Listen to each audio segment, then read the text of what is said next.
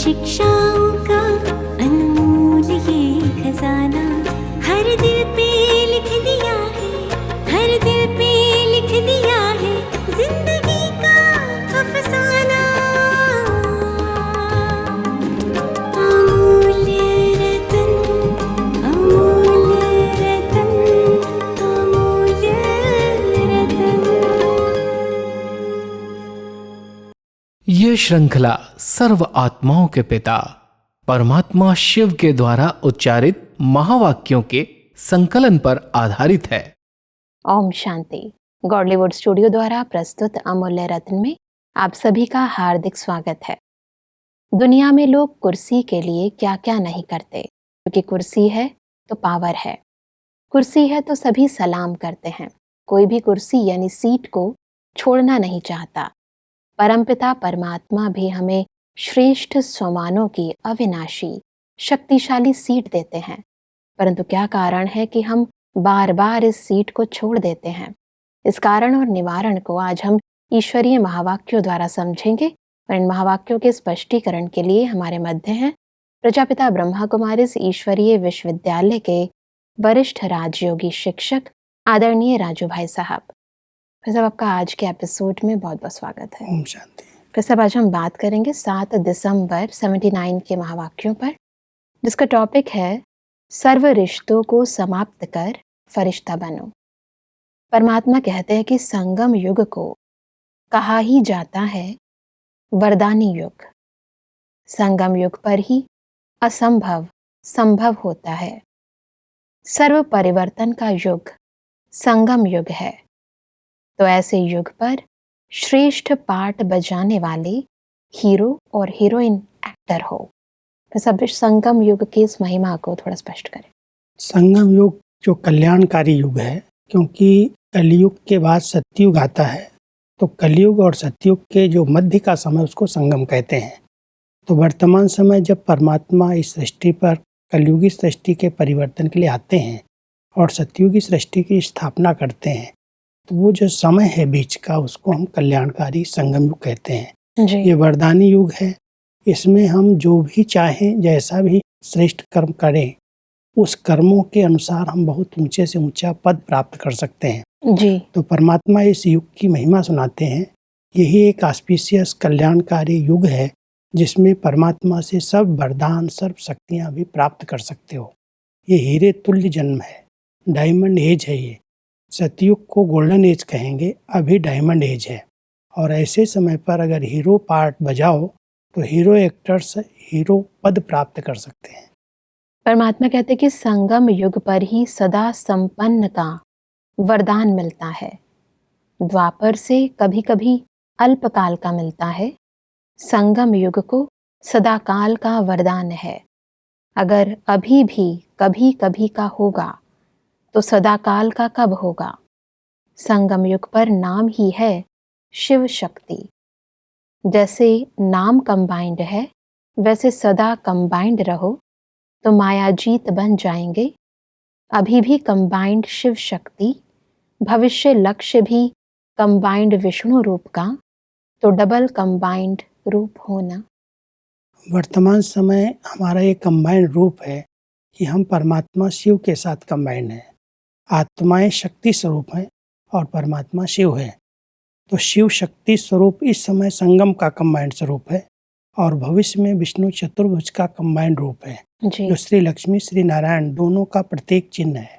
तो परमात्मा कहते हैं वर्तमान समय के कंबाइंड स्वरूप में जितना आप स्मृति में रहेंगे तो परमात्मा के साथ का अनुभव होगा जी। और उस साथ के अनुभव के आधार से जैसे आत्मा और शरीर कंबाइंड है, ऐसे ही आत्मा परमात्मा के साथ कंबाइंड रहे तो कंबाइंड रहने से उसके समान बन जाएगी जी। तो संगम युग पर शिव और शक्ति कंबाइंड है, आत्मा और परमात्मा कंबाइंड रूप है। और फिर यही कंबाइंड रूप भविष्य में ट्रांसफर होकर के विष्णु चतुर्भुज के रूप में राज्य करता है जी। तो परमात्मा कहते हैं ये दो कंबाइंड स्वरूप अपने सदा स्मृति में रखो। परमात्मा कहते हैं कि जब किसी को ऊंची सीट मिलती है तो कोई छोड़ता है क्या। आजकल देखो, कांटों की कुर्सी को भी कोई नहीं छोड़ता। आपको तो बाप दादा सदा सुखदाई स्थिति की सीट दे रहे हैं, पोजीशन पर बिठा रहे हैं, फिर नीचे क्यों आते हो? वह लोग कुर्सी के पिछाड़ी देखो कितना प्रयत्न करते हैं, मालूम भी है दुखदाई है, फिर भी नहीं छोड़ते। तो आप श्रेष्ठ स्थिति की कुर्सी को कभी भी नहीं छोड़ो, सदा अपने फरिश्तेपन की सीट पर सेट रहो, तो सदा अतीन्द्रिय सुख के झूले में झूलते रहेंगे। संगम युग पर हम सबको बहुत ऊंची सीट परमात्मा देते हैं। इस पोजीशन पर रहो कि मैं फरिश्ता हूँ, और इस सीट पर रहने से अतीन्द्रिय सुख की अनुभूति होगी। वर्तमान समय आज राजघराने में राजनेताएं इतना प्रयास करते हैं सीट प्राप्त करने के लिए, पद प्राप्त करने के लिए, तो परमात्मा उसको कह रहे हैं देखो सीट पर आते हैं कितने दुख, कितनी परेशानियां होती हैं, कितनी जवाबदारियां बढ़ जाती हैं। तो उसको कह रहे हो कांटों की सीट। जिस कांटों की सीट के लिए इतने सारे इलेक्शंस होते हैं, इतने प्रयास होते हैं, इतने खर्चे लोग करते हैं कि हमें ये कुर्सी मिल जाए, और फिर उसका प्रयोग करते हैं, उसके आधार से वो शासन चलाते हैं जी। तो परमात्मा कहते हैं कि आप बच्चों को भगवान के द्वारा स्वयं ये सीट प्राप्त हुई है, इतनी सुखदायी सीट है, फरिश्तेपन की सीट। इसकी स्मृति में रहो कि मैं एक लाइट माइट संपन्न फरिश्ता स्वरूप आत्मा हूँ। ये समान स्मृति में रखेंगे तो अतीन्द्रिय सुख का अनुभव होगा। मैं फरिश्ता हूँ, ये स्मृति अगर हमें भूल भी गई तो परमात्मा कहता फिर तो देह मान की मिट्टी है। इसलिए इस सम्मान में सदा स्थित रहो। परमात्मा कहते हैं कि अविनाशी वर्षे को छोड़ क्यों देते हो?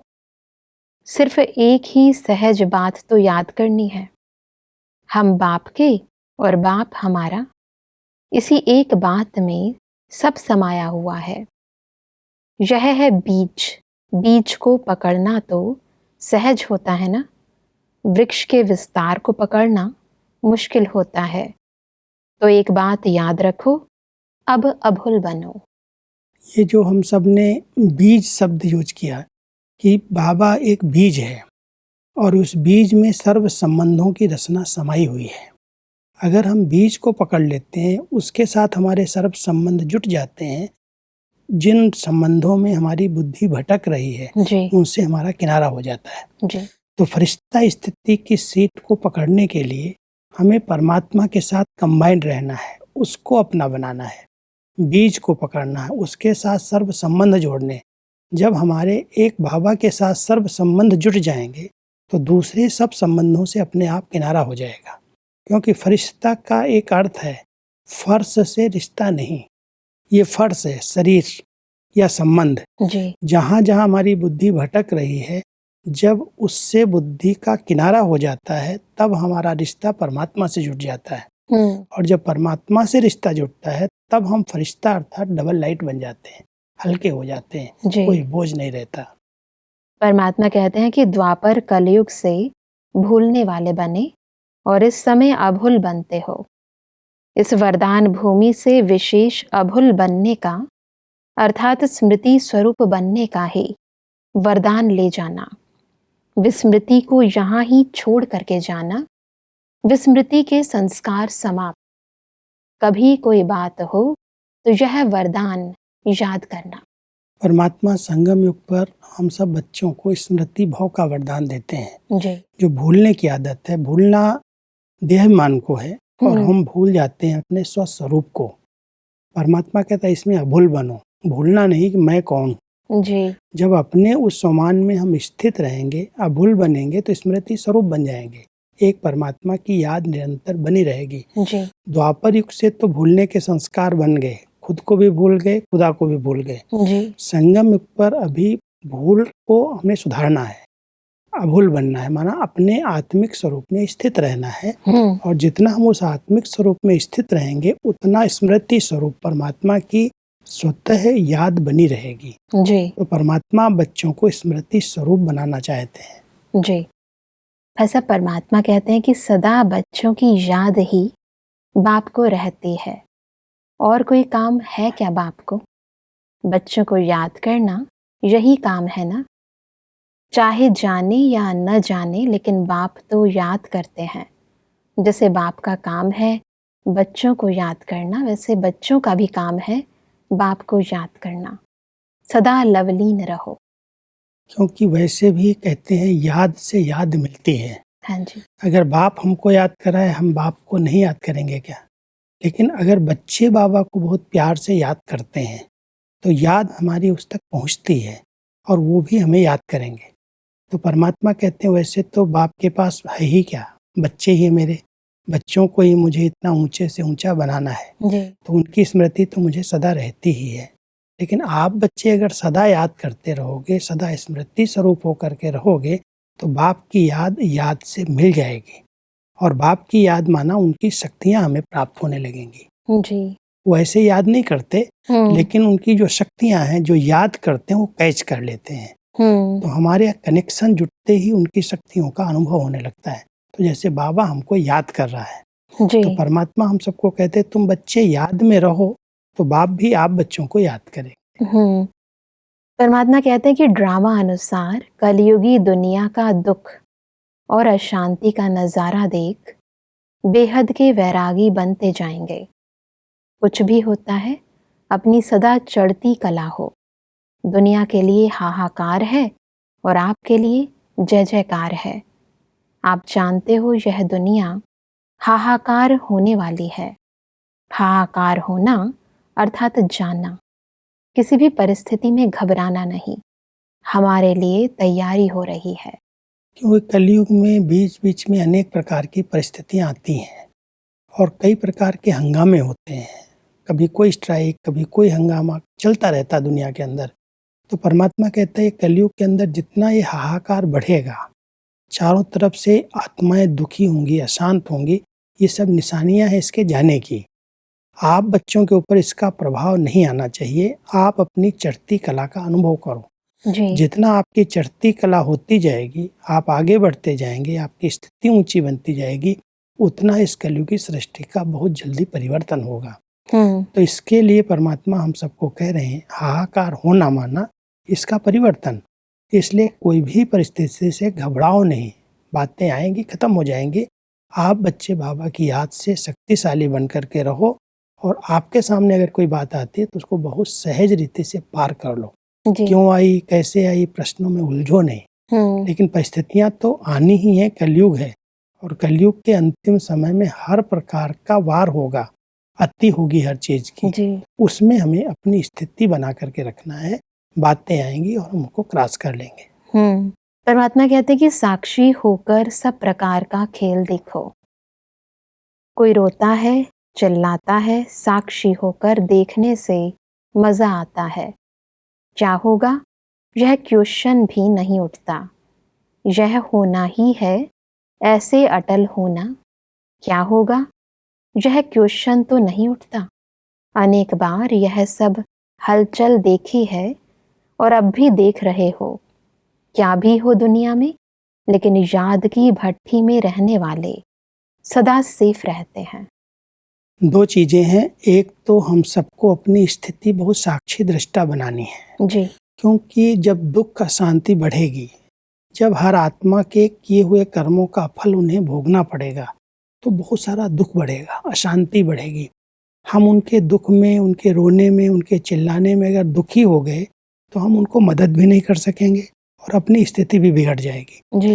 इसलिए आवश्यक है कि हम अपनी स्थिति को साक्षी दृष्टा बनाएं और परमात्मा की याद में रह करके इन बातों में न जा करके उनको हम मदद करें, सकाश दें, शक्ति दें और अपनी ऊंची स्थिति में रहें। जी। कोई भी बात आती है उसको नथिंग न्यू, ये तो हमने कई बार देखी है, ये तो कलयुग के अंत में होना ही है। जी। जब ये ज्ञान इमर्ज रहता है कि अंतिम सीन है और अंतिम सीन हमेशा विकराल होती है, बड़े से बड़े रूप में आती है, तो स्थिति डगमग नहीं होगी।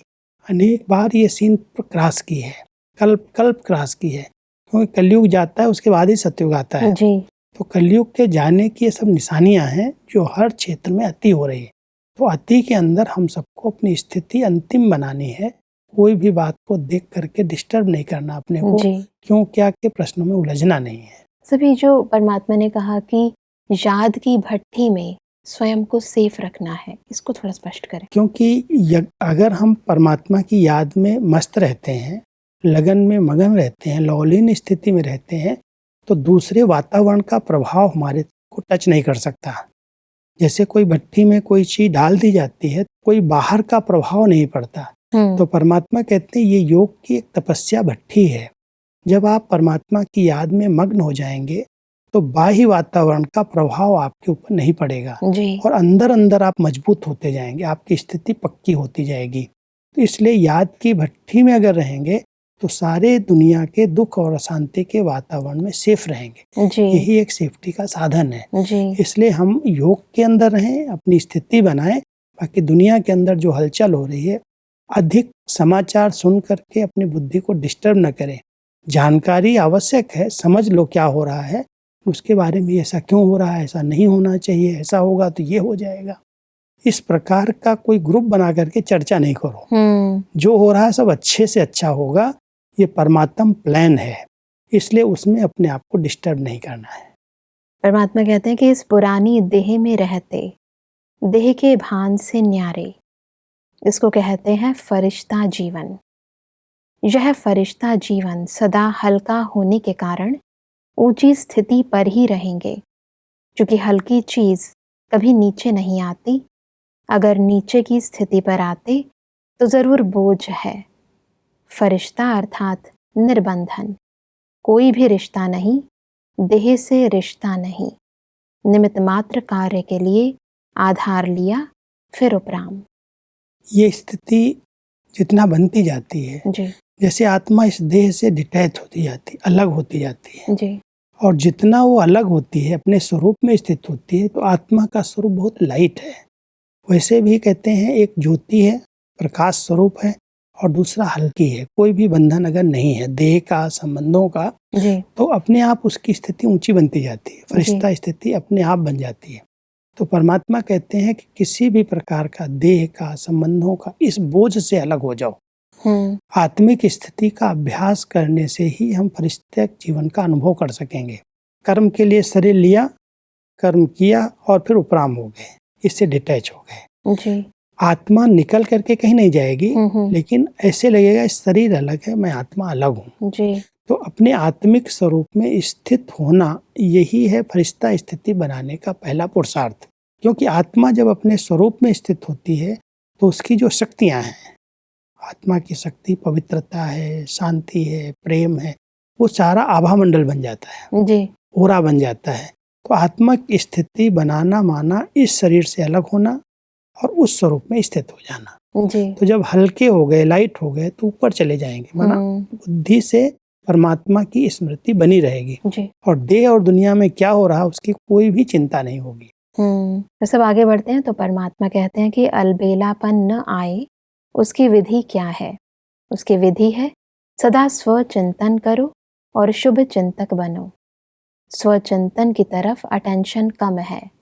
अमृत वेले से लेकर स्वचिंतन शुरू करो और बार बार स्वचिंतन के साथ साथ स्व की चेकिंग करो। चेकिंग नहीं करते, चिंतन नहीं करते, इसको एक दृढ़ संकल्प की रीति से अपने जीवन का निजी कार्य नहीं बनाते, इसलिए अलबेलापन आता है। अलबेलेपन को समाप्त करने का ही साधन है। क्योंकि हम कई बार दूसरों को देखते हैं बहुत, ये क्या करता है, वो क्या करता है, जी।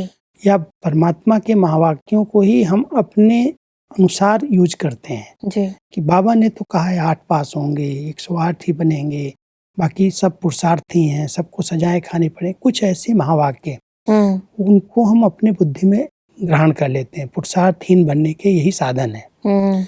इससे अलबेलापन आता है। जी। इसलिए परमात्मा कह रहे हैं कि स्वचिंतन करो, स्व पर चेकिंग करो कि मुझे क्या करना है। महावाक्य तो किसी कारण से बाबा ने किसी के लिए सुनाए हैं। जी। लेकिन आप बच्चे अपनी स्वस्थिति बनाने के लिए स्वचिंतन करो, अटेंशन रखो और अपने आप को शुभ चिंतन से भरपूर करो।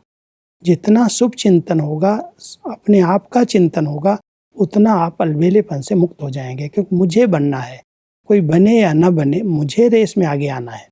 ये रेस चल रही है, कोई भी आत्मा नंबर आगे आ सकती है।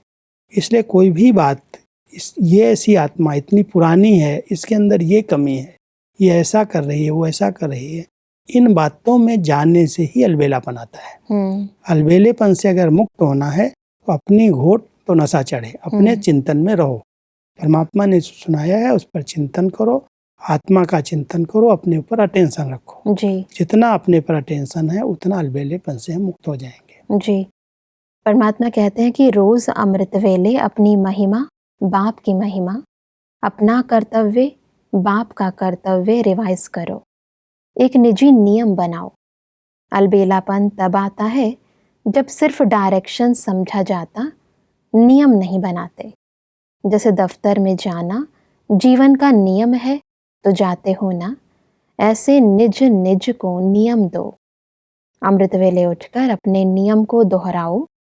मेरे जीवन की क्या विशेषताएं हैं, ब्राह्मण जीवन के क्या नियम हैं, और हर घंटे चेकिंग करो कि कहाँ तक नियम को अपनाया है। हर समय बार बार चेकिंग करो, सिर्फ रात को नहीं। क्योंकि परमात्मा ने हम सबके लिए नियमावली बनाई हुई है। जी अमृत बेले उठते ही कैसे एक संकल्प में स्थित होकर पहले पहले परमात्मा की याद में रहो, जी फिर उसके बाद तैयार होकर के परमात्मा के महावाक्य सुनो।